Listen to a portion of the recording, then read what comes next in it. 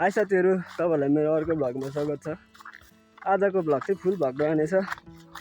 आज चाहिँ हामी साथीहरू आँप टिप्नु जाँदैछौँ है। आँप चाहिँ यो हाम्रै बारीमा फलेको। अगाडि अगाडि कुद्दैछ दाइ चाहिँ, क्यामेरामा नदेखाउनु अरे त्यसलाई। त्यही भनेर यहाँ देख्न सक्नुहुन्छ, हामी चाहिँ यहाँ बोरा नाम्लो सहित जाँदैछौँ, अलिक धेरै नै ल्याउने भनेर। दाइ अगाडि अगाडि हिँड्दै हुनुहुन्छ, म चाहिँ अलिक पछाडि नै छु अहिले। त्यसलाई क्यामेरामा एकछिनमै देखाउँला। पर्खिन बिस्तारै हिँड्नु किन नहो न बिस्तारै हिँड्ने। गाउँको बाटोहरू देख्न सक्नुहुन्छ साथीहरू। यो ठुलो रोड चाहिँ होइन, यो हामी सर्टकट बाटो हिँड्दैछौँ। ठुलो रोड जाँदा नि हुन्छ, तर हामी चाहिँ छिटोको लागि सर्टकटै हिँड्दैछौँ। आँप चाहिँ कति फलेको छ साथीहरू, अब तल बोटमै पुगेर थाहा हुन्छ आँप छ छैन होइन। मुन्जी किन बोक्नु, आँप घरमै लगेर खाँदा भइहाल्यो। दाइ चाहिँ यहीँ अगाडि हिँड्दैछ साथीहरू। अहिले म यसलाई आँपको बोटमै पुगेपछि देखाउँछु।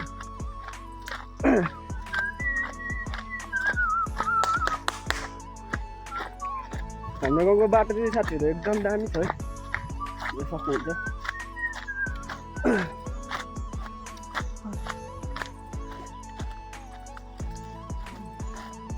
आँप त छ होला है, छन्सेको आँप छ होला है।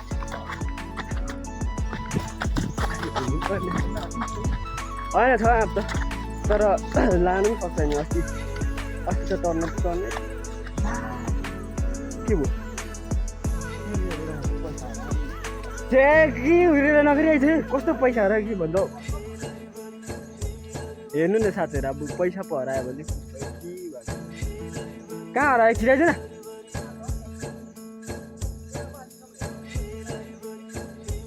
कस्तो पैसा पो हरायो भने होइन त्यो कालो। म चाहिँ बिस्तारै जाँदै गर्छु ल, म जाँदै गर्छु बिस्तारै। आइदैन पैसा पो हरायो भन्छ यार, के भएको। मतलब हाम्रोतिरको बाटो चाहिँ त्यो अहिलेको मेन रोड देखिहाल्नु भएको होइन। यो चाहिँ यस्तो छ, यो कसरी देखाउनु, यो झोडी छ क्या बाटो। यो सर्टकट बाटो हो नि त, सानो बाटो हो, झोडी छ, घाँसहरू काटेको रहेछ। झोडी चाहिँ झोडी नै छ। आँपको रुख चाहिँ साथीहरू यहाँ तलतिर है। अस्ति पनि टिपेर लानु त लगेको थियो नि, तर यस्तो धेरै लगिएन, अलिअलि लग्यो। अनि आज चाहिँ फेरि अचार लगाउने भनेर लिन आएको। खासमा चाहिँ जाँदैछु म अब, कता गयो त्यो लास्टै झोडी छ है साथीहरू।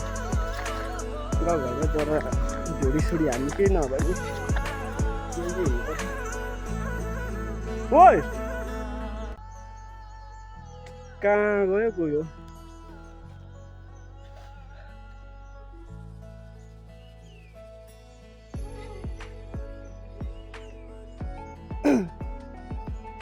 हाम्रोतिरको चाहिँ वेदर देख्न सक्नुहुन्छ है साथीहरू। पानी आउँला आउँला जस्तो भइरहेछ। ल साथीहरू, दाइ पनि आइसक्यो। म चाहिँ हामी आँपको बोट पनि पुग्न आँटिसकेको छौँ। यहीँ तलतिर हो अब। 5 जराको कहाँ जाँदो रहेछ झार्नु चाहिँ। अस्ति त यस्तो झोडी थिएन त हौ है, लास्टै झोडी भएछ। उदै के साह्रो झोडी भएछ थियो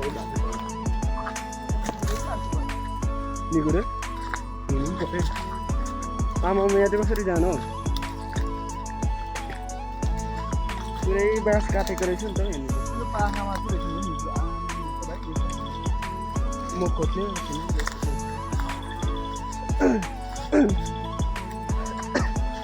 लास्टै अप्ठ्यारो छ है बाटो।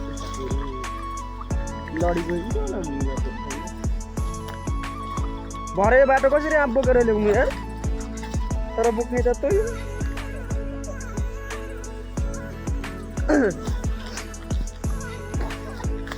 अलिक बिस्तारै हिँड्नु हो।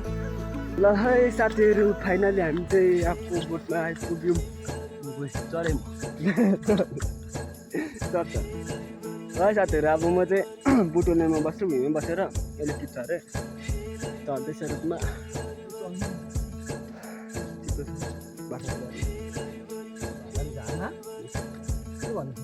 देख्न सक्नुहुन्छ साथीहरू यहाँ चाहिँ अस्ति चाहिँ निकै फलेको थियो, अहिले अस्ति निकै टिपिसकेर अहिले अलिअलि मात्रै रहेछ। क्यामेरा क्वालिटी त्यस्तो राम्रो आएन होला, मुजुरो भयो, आधी मात्रै रहेछ। ल साथीहरू अब यो टिप्ने हेरेँ, म चाहिँ भुइँमै बसेर बुटुल्छु। टिप्न के भयो, बाटो अस्तिको छैन है साथीहरू। देख्न सक्नुहुन्छ पसिना आएको, अब पनि टिपिसक्यो होइन। अनि त्यो देख्न सक्नुहुन्छ बोरामा अलिक टिपेर पाइसकेको छौँ। अनि उहाँ दाइले पनि एक ढोला ल्याउँदैछ, एक ढोला र एक बोरा ल्याउँदैछ। नामले चाहिँ त्यसले नै चलायो, मैले चाहिँ ढोलामा बोक्दैछु। टिपिसक्यो साथीहरू, रात पनि परिसकेछ। अहिले कति 6, साढे 6, 7 बज्न आँट्छ होला। दाजु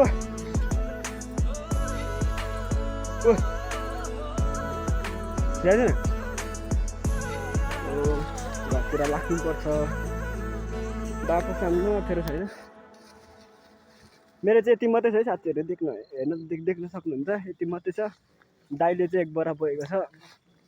अब दाइ भएपछि त त्यति त बोक्नै परिहाल्यो होइन।